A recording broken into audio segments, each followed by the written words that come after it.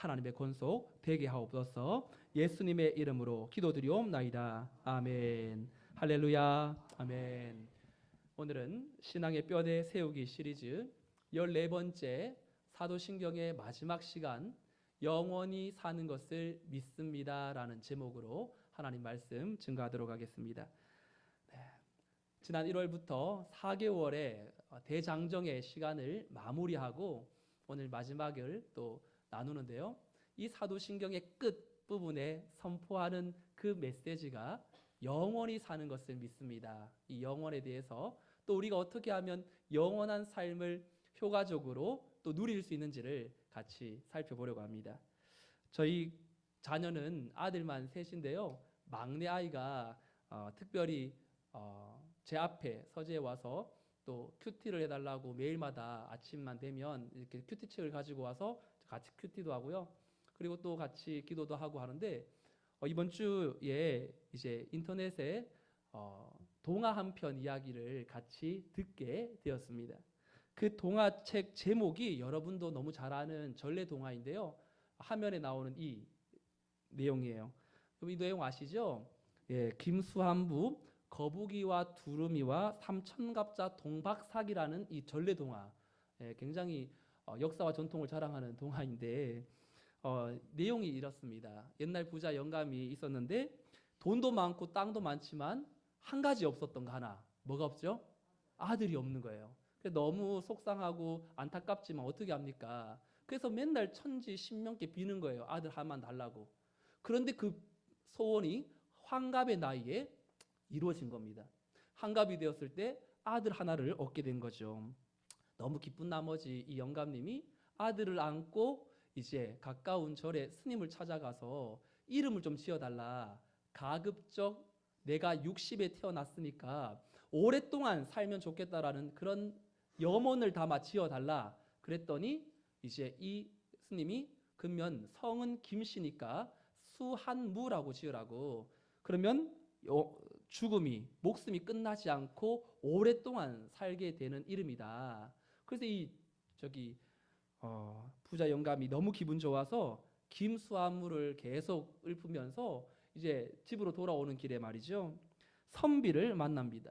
선비에게 일어난 일들을 이렇게 이야기를 해주니까 이 선비가 오래 사는 건 이 수한무라는 것보다는 이 십장생 동물인 거북이가 최고다. 거북이 수백 년 살지 않냐. 뭐 어떤 건 1000년도 산다. 그러면서 거북이라고 이름 지으라고. 그랬더니 영감이 너무 좋아서 그럼 김수한무의 거북이까지 이름을 이제 늘려갑니다. 그랬더니 옆에 있던 이제 밭을 갈고 있던 이 농부가 오더니 무슨 소리냐. 거북이보다 더한 징한 동물이 있다. 그게 두루미다. 그러면서 이 두루미라고 이름을 지으라는 거죠. 그래서 이 영감님이 욕심이 또 많으니까 김수한무, 거북이와 두루미까지 이름을 짓고 집으로 돌아가는 길에 훈장님, 서당의 훈장을 만납니다.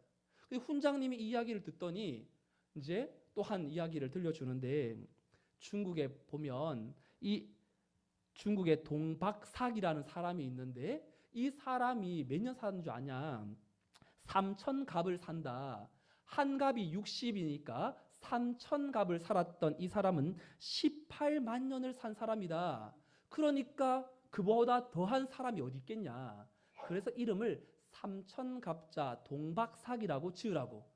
그래서 이제 이 이름이 우리가 많이 들어본 김수한무, 거북이와 두루미, 삼천갑자 동박사 이 내용을 이제 아들 서진이하고 본 겁니다. 여러분 이 동화를 뭐 재미있게 봤지만 내용의 의미가 어떤 것이죠? 사람의 욕망이 얼마나 끝이 없는지를 보여주는 이야기가 되는 거겠죠. 요즘은 말이죠. 무병장수보다 영생불사하는 그러한 이 마음들이 의료계가 발달되고 장기가 이제 젊은 장기를 수혈을 받으면 뭐 더 몇백 년도 살 수 있다라는 이런 이야기도 나오고요. 굉장히 혼란한 시대를 앞으로 우리가 진입하게 될 테인데 무엇보다도 우리는 사람의 마음 속에 있는 이 영원을 향한 마음, 죽지 않기를 바라는 마음은 그 예나 지금이나 참으로 많이 있는 것 같아요. 중국의 진시황은 영생하는 약 불로초를 찾으려고 그 신하들을 모든 방방곡곡에 보냈지요. 그 중에 한 명이 이제 이 제주도까지 오게 된 사연들을 이제 역사책에서 보게 되었습니다. 이 제주도의 서귀포라는 곳에 가면 이 서복공원이라고 있는데, 이 서복공원의 이 지명이 유래로 기원전 255년에 이 제나라에서 출생한 서복이라는 사람이 진시황의 명령을 받고 불로초를 구하려고 이 3,000명의 대선단을 거느리고 제주도 이 한라산이 있던 곳으로 들어와 제주도의 3대 폭포인 이 정방폭포 인근의 암벽에다가 서불과지, 서복이 이곳을 지나갔다라는 뜻의 글자를 새기고 이제 돌아갔다고 전해져서 그곳을 서귀포라고 이름을 정했다고 합니다. 그러니 여러분, 그 옛날 하나님과 같이 있는 곳까지 올라가려고 말이죠, 자기들의 이름을 내고 온 지면에서 흩어짐을 면하기 위해서 바벨탑을 쌓았던 고대 그 민족들이나 오늘 이 시대를 살아가고 있는 어느 누구나 할 것 없이 정말 하나님과 상관없는 영생을 꿈꾸다가 멸망한 인간들의 모습들은 굉장히 우리 주변에 널려져 있는 이야기입니다. 그런데 여러분, 우리가 이 사도신경의 마지막 고백, 나는 영원히 사는 것을 믿습니다, 이 믿음의 고백이 바로 우리에게 선포될 때 우리는 이 영생의 의미를 어떻게 이해해야 되고 우리는 과연 영생의 삶을 어떻게 누리며 살아가야 될지가 더 중요한 이야기가 아니겠습니까? 사도신경은 세 가지의 마지막 은총을 나타내고 있습니다. 성령을 믿사오며 다음에 거룩한 공예와 성도가 서로 교통하는 것과 죄를 사하여 주시는 것과, 그러니 몸이 다시 사는 이 부활의 은총과 죄를 사하여 주시는 것과 이 사죄의 은총과 마지막에 영원히 사는 것을 믿습니다라는 영생의 은총이 사도신경의 마지막을 장식하는 세 가지의 은총으로 등장하고 있습니다. 자, 그러면 사도신경의 마지막 고백, 여러분은 영원히 사는 것을 믿습니다라고 할 때 이 영원을 어떤 개념으로 이해하세요? 무시간, 시간이 끝없이 펼쳐지는 이런 물리적인 양적인 시간을 혹 생각하시는 분들이 계시겠죠. 그런 분들은 이런 질문을 합니다. 목사님, 천국에 가면 영원히 사는 게 전 너무 지겨워요. 야, 이거 너무너무 지루하지 않을까요? 여러분, 이렇게 혹시 질문하신 분들이 계시다면 여러분, 그 시간을 잘못 이해한 거예요. 영원이라는 개념에 정말 내가 그 영원 속에서 누리는 풍성함, 교제의 감격, 기쁨, 이것에 대해서 우리가 체험하지 못했기 때문에 막연하게 시간이 계속 지속된다면 이것보다 더 힘든 것은 없겠죠. 여러분들 한번 생각해 보세요. 내가 살아오면서 제일 행복했던 때는 언제였는가? 그때만 생각하면 미소가 지어지는, 정말 행복했지, 참 그때로 돌아가고 싶다라고 생각되었던 그 시점으로 여러분 한번 생각해 보십시오. 사람은 행복을 느낄 때 시간을 잃어버립니다. 혹시 여러분 이 그림이 무슨 그림인지 아시겠어요? 네. 남산타워에 올라가면 쉽게 볼 수 있는 장면입니다.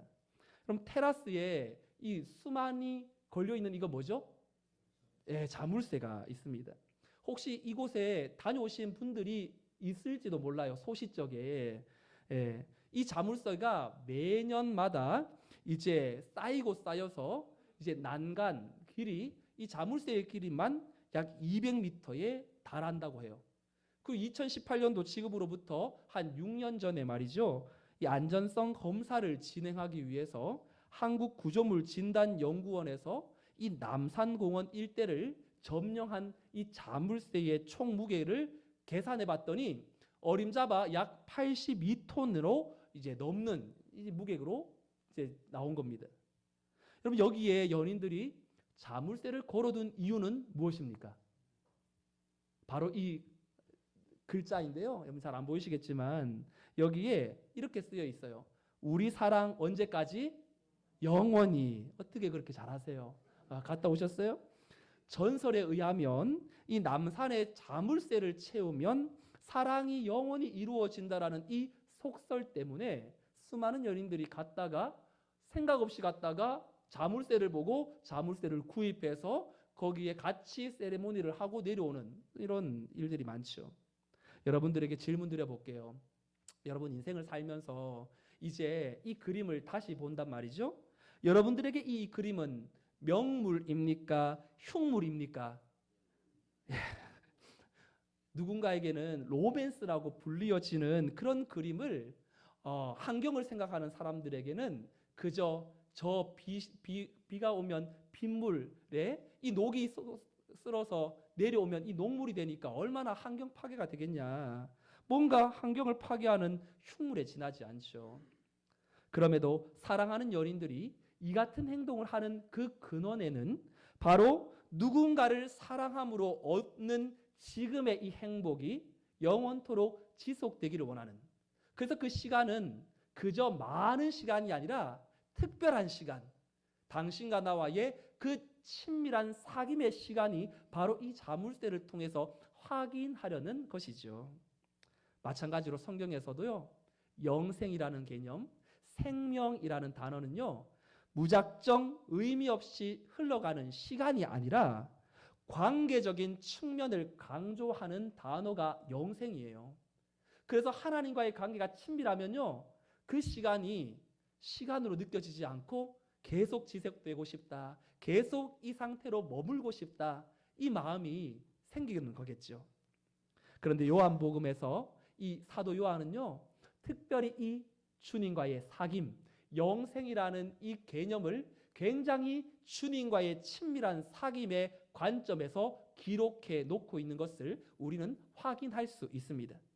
그래서 이 요한은 영생은 바로 하나님과 우리의 특별한 사귐이다, 교제다라는 걸 증명하기 위해서 예수님이 이 땅에 오신 것도 성부 하나님과의 깊은 관계권 속에서 시작되었음을 이렇게 요한복음 1장에서 선포하죠. 우리 1장 1절 2절 함께 선포해 볼까요? 요한복음 1장 1절 2절 방송실 올려주시고요. 시작.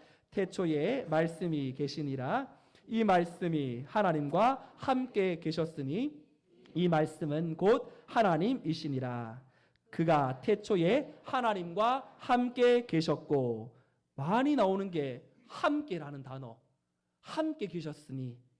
여러분, 함께, 누구와 함께 한다라는 건 아무런 관련이 없는 사람과는 할 수 없는 행위가 아니겠습니까?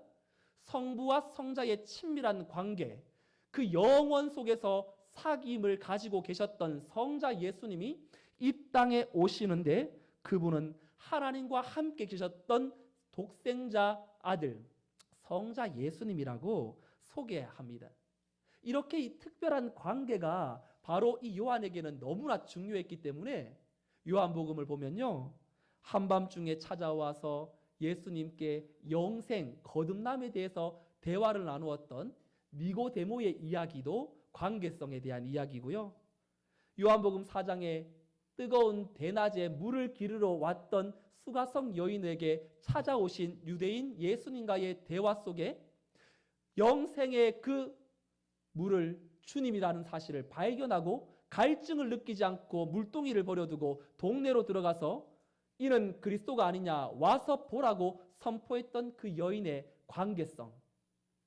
38년이나 누워 지내면서 누가 나를 물이 동할 때에 저기에 넣어달라고 할 때 주님이 찾아가셔서 그를 일으켜 세워서 관계적으로 회복시키신 사건, 그리고 제자들의 발을 씻겨주시면서 예수님의 그 섬김을 실천하라고 베드로가 나는 안 씻겨줘도 된다고, 그때 주님이 내가 너 안 씻겨주면 너 나와 아무런 관련이 없는 사람이다, 이렇게 관계성을 이 요한은 철두철미하게 그 관계적으로 이 요한복음을 서술 기록해내고, 요한복음 20장 끝나는 마지막에도 보면 도마, 의심 많은 도마를 주님이 찾아오셔서 너 나 본고로 믿느냐? 보지 않고 믿는 자는 더 복되도다 그러며 도마의 믿음을 회복시키시고, 요한복음이 끝나는 21장에는 또 한 사람을 등장시키죠.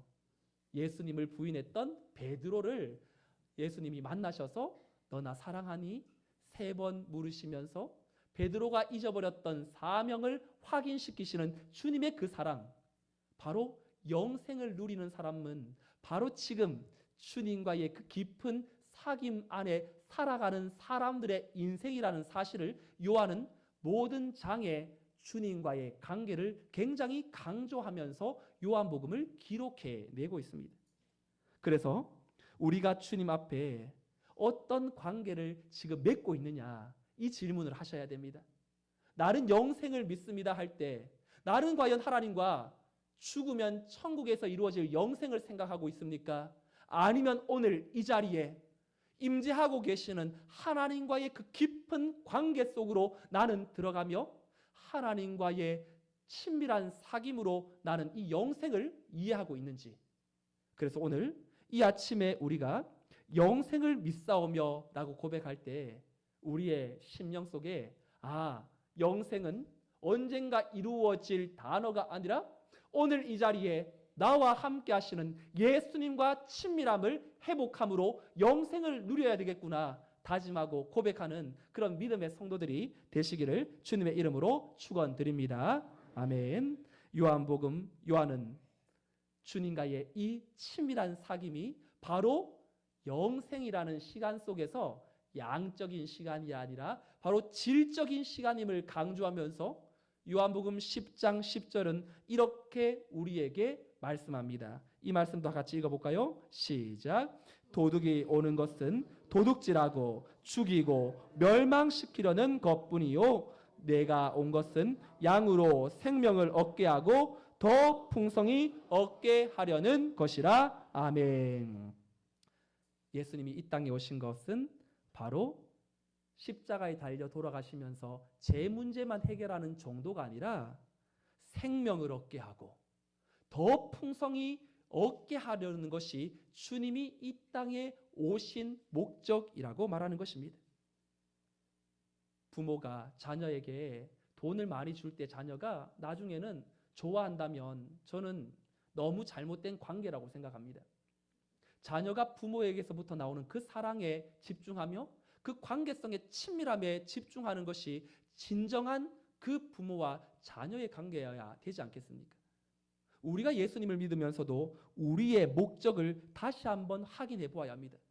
나는 주님을 사랑함으로 주님이 좋아서 주님과 함께 교제하는 그 시간을 포기할 수 없어서 오늘 이 예배에 나오고 있는지, 아니면 내 안에 있는 문제를 해결받고 하나의 목적을 이행하는 수의 도구로서 주님을 믿고 있는지 말이죠. 그래서 주님은 요한복음 17장에서 십자가를 앞에 두고 정말로 그 긴박한 사건의 그 앞에서 그는 자신의 죽음을 염려하거나 두려워하기보다 길고 긴 한 장의 기도를 할애하면서 하나님께 드렸던 기도의 핵심이 뭐였냐면 바로 2절 말씀인데요. 2절 말씀 같이 한번 읽어볼까요? 2절 시작. 아버지께서 아들에게 주신 모든 자에게 영생을 주게 하시려고 만민을 다스리는 권세를 아들에게 주셨음이로소이다. 아멘. 아버지께서 아들에게 모든 자에게 뭘 주게 하시려고요? 영생을 주게 하시려고. 그래서 주님은 이 땅에 오셔서 십자가를 앞에 두고 말미암아 자신의 죽음에 대한 두려움보다 더 앞서는 기도가 무엇이었냐면 이 땅에 나에게 하나님께서 맡겨주신 이들에게 영생을 주기 위해서, 영원한 생명을 주시기 위해서 이 자리에 부름받아 왔는데, 이제 그의 기도는 영생을 주려고 하는 그 사람들에게 영생이 과연 무엇인지에 대해서 주님은 하나님께 알게 되기를, 이들이 진정한 영생의 의미를 깨닫기를 원하면서 기도하셨는데, 그 기도의 핵심이 바로 3절의 말씀인데요. 3절 말씀도 같이 한번 읽어볼까요? 시작. 3절 시작. 영생은 곧 유일하신 참 하나님과 그의 자 예수 그리스도를 아는 것이니이다. 아멘. 영생이 뭐라고요? 하나님과 그의 아들 예수님을 아는 것이라고 주님께서 기도하십니다. 우리 주님은 영생이라는 손에 잡히지 않는 그 개념을 굉장히 실제적으로 표현하고 계세요. 뭔가 막연한 영생, 그 죽음 이후에 일어날 일이 아니라 진짜 영생은 현재형으로 하나님과 그의 아들 예수님을 아는 것이 영생이라고 굉장히 실제적으로 언급하고 있습니다. 주님의 이 기도는요, 사람들의 심리 상태를 너무 잘 보여주는 기도였어요. 사람들이 영생은 얻기를 원하지만 하나님을 알려고는 하지 않고 하나님을 안다라는 것이 거저되는 것이 아님을 알고 계셨기 때문에 주님은 자신의 십자가를 앞에 두는 초일기에 들어간 그 시간 속에서도 이 사랑하는 하나님의 자녀들이 진정한 영생을 누리는 법을 깨닫도록, 그 영생이 바로 아무런 인간의 이해관계에서 비롯되는 목적이 아니라 하나님 그 자체, 예수님에게로부터 흘러오는 그 친밀함을 유지하고 또한 소망하는 것, 그것을 우리 주님은 우리를 위하여 기도했던 내용이었습니다. 여러분들은 정말로 예수 그리스도를 알아가고 하나님 아버지를 아는 일에 얼마나 열심을 내고 있는 성도들입니까? 오늘 예수님을 믿었으니까 이제 이 땅에서는 내가 아무렇게나 살아도 되겠다라고 생각한다면 영생을 누리는 자의 삶이 아니라는 것이죠. 오늘 우리는 이 영생, 하나님을 왜 알아야 하며 예수님을 왜 알아야 하는지 저는 오늘 한 가지의 이야기를 말씀드리려고 합니다. 우리가 영생을 얻어야 하는 하나님과 예수님을 아는 것이 영생이라고 했는데 하나님을 왜 알아가야 하는가? 하나님을 아는 것이 바로 사망을 이기는 길이기 때문입니다. 믿습니까? 사람은 누구나 죽을 때까지만 존재하죠. 그래서 사람에게 제일 두렵게 다가오는 건 죽음일 겁니다. 사망, 사람이 태어나서 치열하게 싸우는 것 중에 하나가 사망이죠. 그런데 시간이 지나면 지날수록 이 죽음이라는 존재, 사망이라는 것은요, 우리 현실에 굉장히 밀접하게 가까이 다가오고 있어서 우리의 목을 쥐고 흔들어 버려, 죽음 앞에 아무것도 나는 할 수 없는 존재구나, 허무함에 빠지게 만들고 두려움에 빠지게 만드는 것이 사망이라는 존재이죠. 열왕기하 6장에 보면 사망의 한계에 갇혀 살아가는 사람들의 이야기가 성경에 담겨져 있습니다. 아람 왕 벤하닷이 온 군대를 소집해서 북이스라엘의 수도 사마리아 성을 점령합니다. 힘이 있는 이 북이스라엘, 이 사마리아 이 왕은 힘을 밀어 그 사마리아 성을 점령하지 않아요. 그리고 시간이 지날 때까지 그냥 방비 지키고만 있고 한 사람도 나오지 못하도록 성을 둘러쌉니다. 그러자 그 사마리아 성 안에 있는 사람들이 시간이 지나니까 굶주림, 먹을 것이 동나니까 극심한 이 굶주림 때문에 어떤 일까지 일어나냐면 자기 자녀를 삶아 먹는 이 만행이 벌어진 겁니다. 두 여인이 오늘은 내 아들을 삶아 먹고 내일은 너의 아들을 삶아 먹자면서 말도 안 되는 이런 일들이 일어납니다. 그런데 하나님이 역사하셔서 아람 군대가 다 철수를 해요.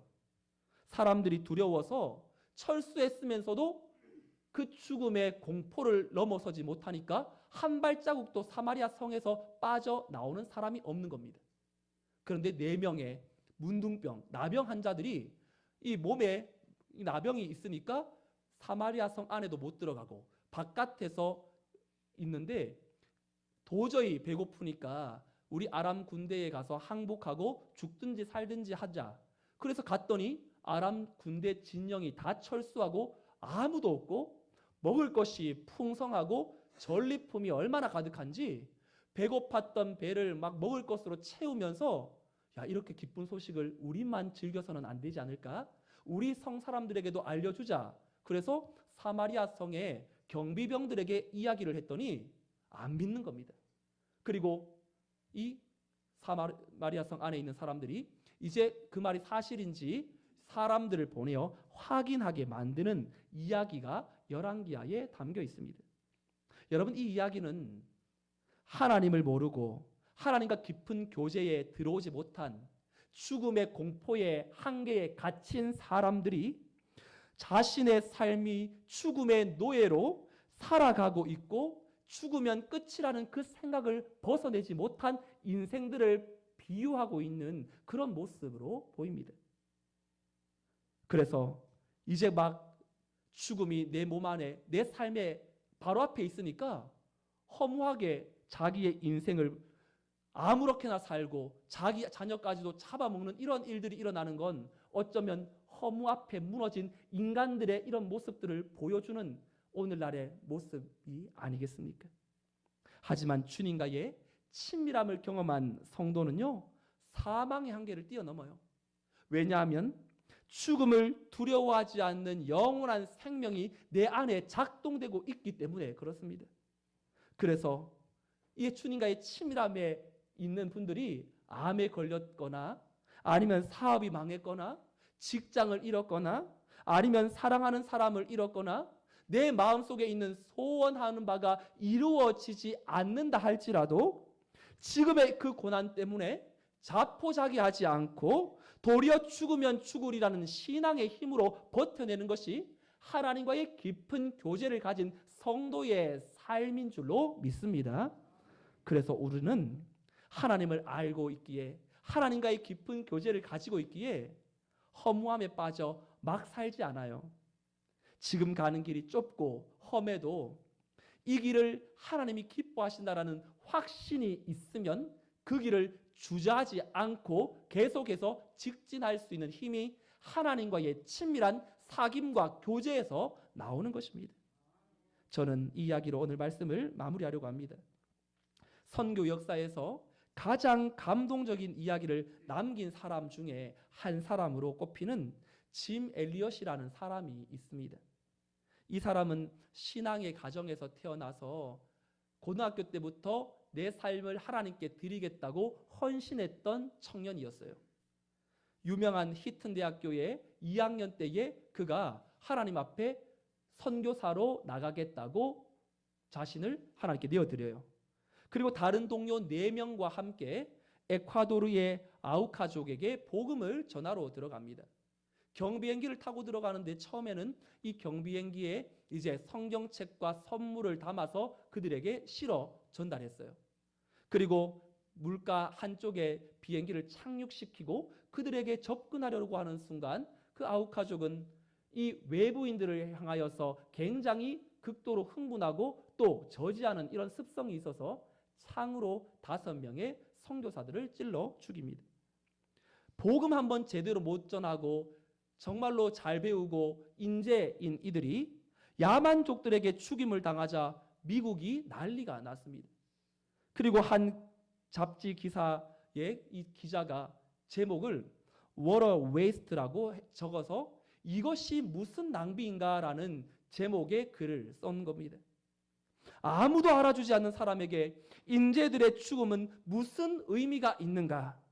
무의미한 죽음이라는 기사를 쓴 것을 이 짐 엘리엇 죽은 이 선교사의 아내 엘리자베스가 보고 그 인터뷰를 통해 기자에게 말합니다. 낭비라니요. 왜 그런 말을 합니까? 나의 남편은 어렸을 때부터 이 순간을 위해 준비한 사람이었고 이제야 그 꿈을 이룬 것입니다. 그런데 낭비라니요. 그러면서 이 엘리자베스 아내가 다른 4명의 그 죽은 그 동료의 아내들과 함께 아우카족으로 들어가서 복음을 다시 전합니다. 정성껏 부족들을 섬겼어요. 아우카족은 부녀자들은 해치지 않는 그런 특징이 있기 때문에 이들을 몇 년 동안 잘 전하고 복음을 전하면서 여기에 이 마을 전체가 예수님을 믿는 역사가 일어납니다. 그 가운데 4명이 목사가 되었고 한 명은 전도자가 되었습니다.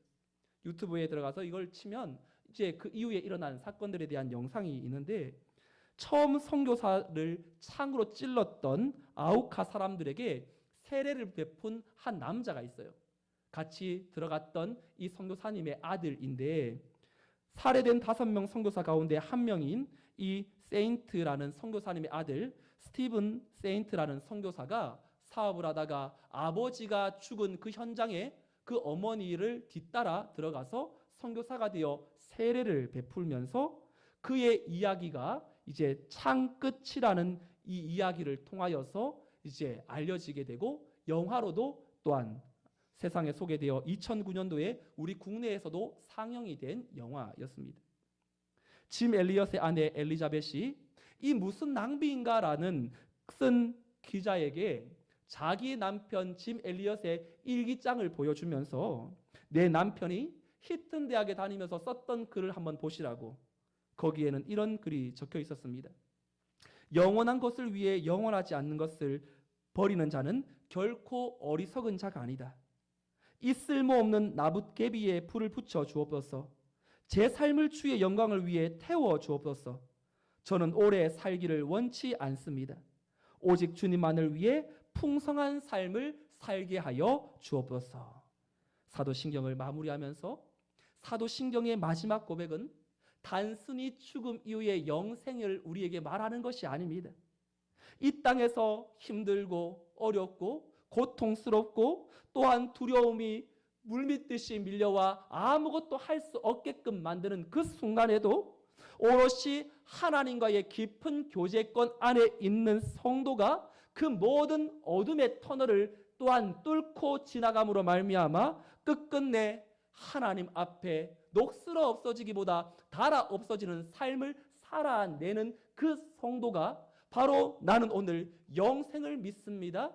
하나님과의 깊은 사귐의 삶을 나는 지향합니다. 그 고백이 이 고백에 담겨 있는 내용인 것입니다.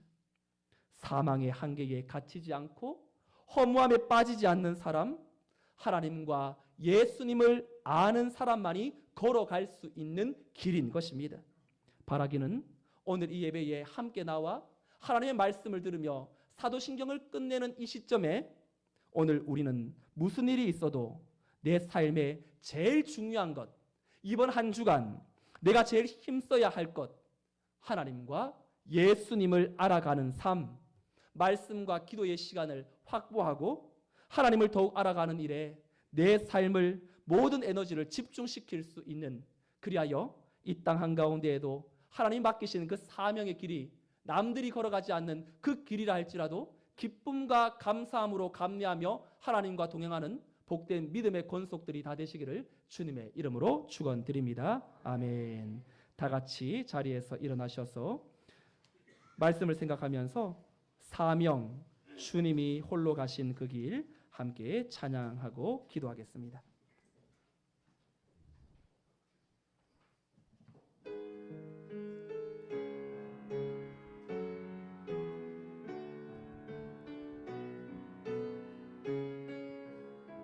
주님이 홀로 가신, 주님이 홀로 가신 그 길 나도 따라가오.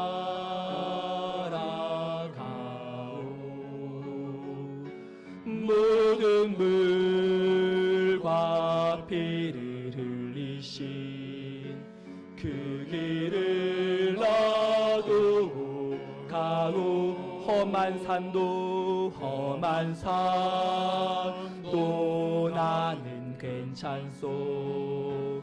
바다 끝이라도 나는 괜찮소. 죽어가는 저들을 위해 나를 버리길 바라오. 아버지 나를 보내주오. 나는 달려가겠소.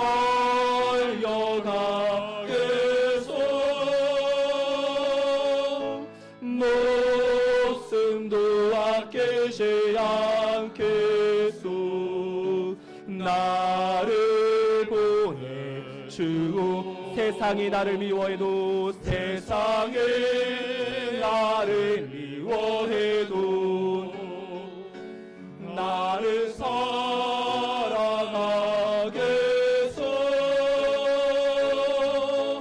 세상을 구원한 십자가 나도 따라가고 생명을 버리면서까지 나를 사랑한 당신 내 작은 나를 받아주고 나도 사랑하고.